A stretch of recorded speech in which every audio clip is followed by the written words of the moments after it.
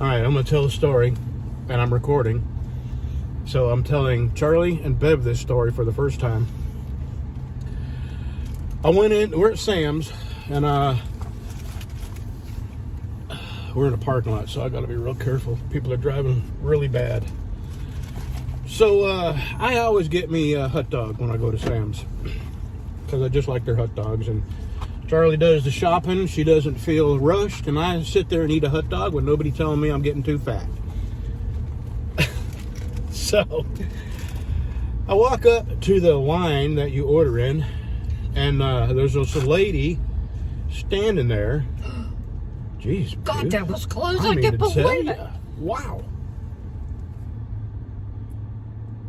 And there's this lady, God, I hate that automatic shut-off thing. I'm sorry. She's standing at a refrigerated counter, and she's looking at the drinks.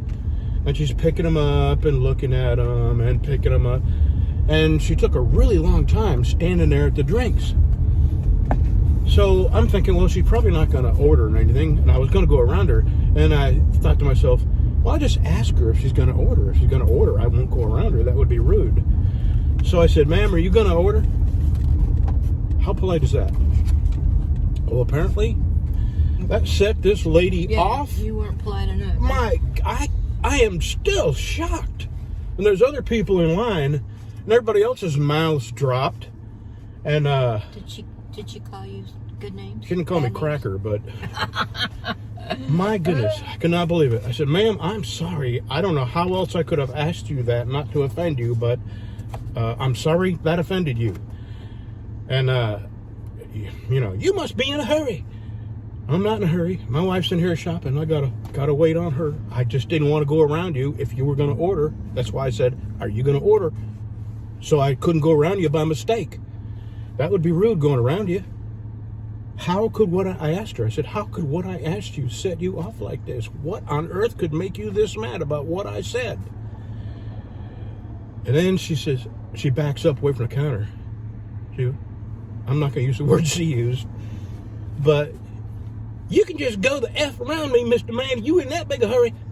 Whoa, lady, I don't even want a hot dog this bad.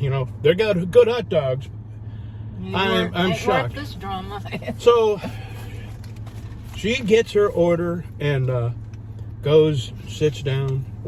I sit down way away from her. I get my hot dog, and I'm sitting there just going over my head.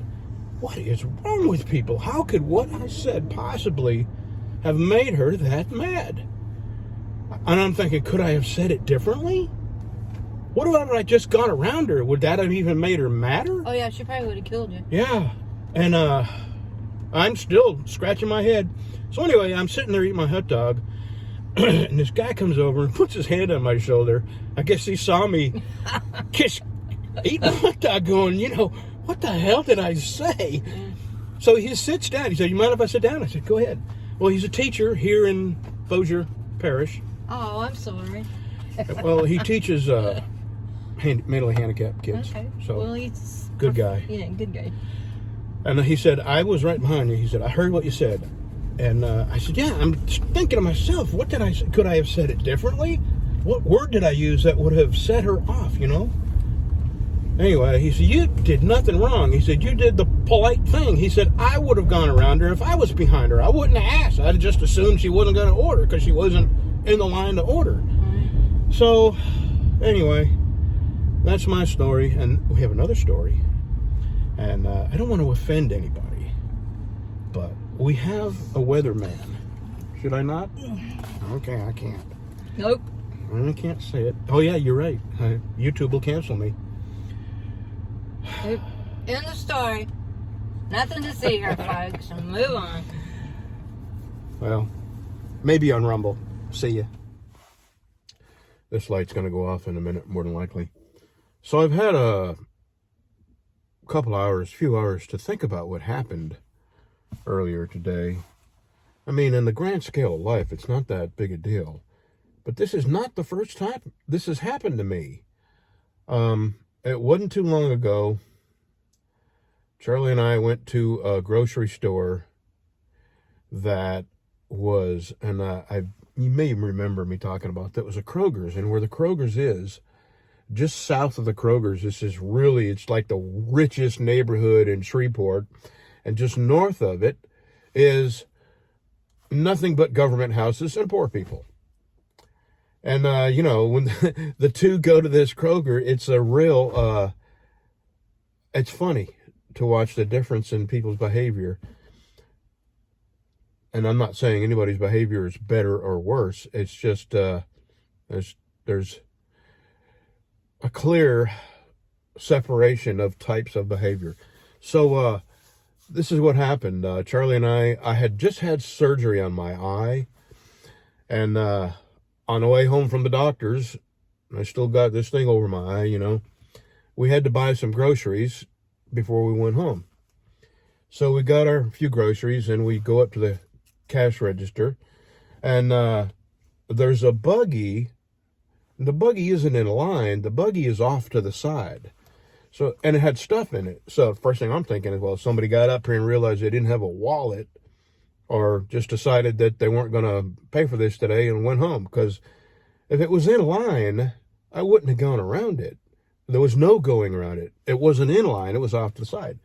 So I pull up there. There's just one person in line. I pull up. That person checks out, and I pull up and start putting stuff on the conveyor. And this black lady comes up, and she is furious, yelling and screaming at me, calling me all kinds of names, that I moved her buggy.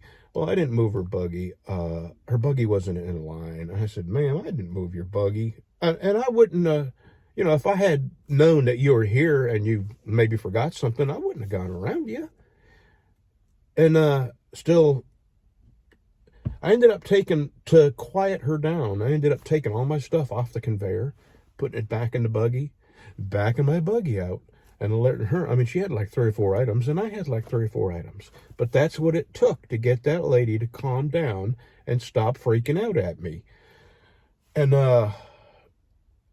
not long before that, a black dude, I'm on the interstate, and put my turn signal on to take an off-ramp, and as I move over into the off-ramp lane, as car pulls up next to me, and they roll the window down, and it's a black dude, and he's flipping me the bird and screaming obscenities. I've never seen this guy before in my life.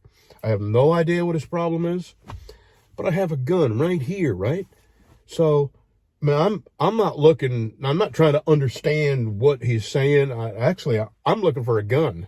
This is Bossier City. And today was Bossier City. And I'm at a loss for, is it just me this is happening to? And where is this rage is like so close to the surface of people that it's frightening that you can't go anywhere or say anything to anybody or make eye contact without people freaking out. Today was a bizarre day, and the more I think about it, the more I wonder, what on earth could have set that lady off with me asking a polite question? To me, it was a polite thing to do, not to just assume she wasn't going to go around the corner and order food, because she wasn't at, you still had a ways to walk to get to the food. But rather than go around her, assuming she wasn't going to order, I asked her if she was going to order. That way, I wouldn't cut in front of her if she was going to order. And me asking her that question set her off.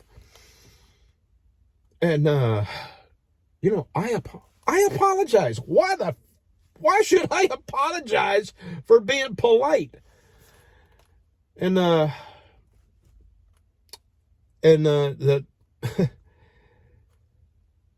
the people that worked there behind the counter, they were black, and they were all looking at me like I had just done something terrible to this woman, and I didn't even bother trying to explain to them, because they were already thinking I had said something, or is it my looks? I don't think it's the beard. Because this has happened to me before I had all this. And I'm puzzled, really. I don't know. It makes me not afraid, sort of. I don't know what word to use. Apprehensive? That's a better word. it makes me apprehensive to go out in public. Where I live, it's about 50-50 black and white, and probably, actually, it's not 50-50. It's probably 40% white, 40% black, and 20% Mexican. And 5% of them would be legal. And I've never had trouble with Mexican people. I get along great with Mexican people. Mexican people have always been nice to me, and I've always been nice to Mexican people. But I seem to have a lot of trouble with black folks, and I just don't get it. I'm extremely polite to people. I'm not pushy. I'm not rude.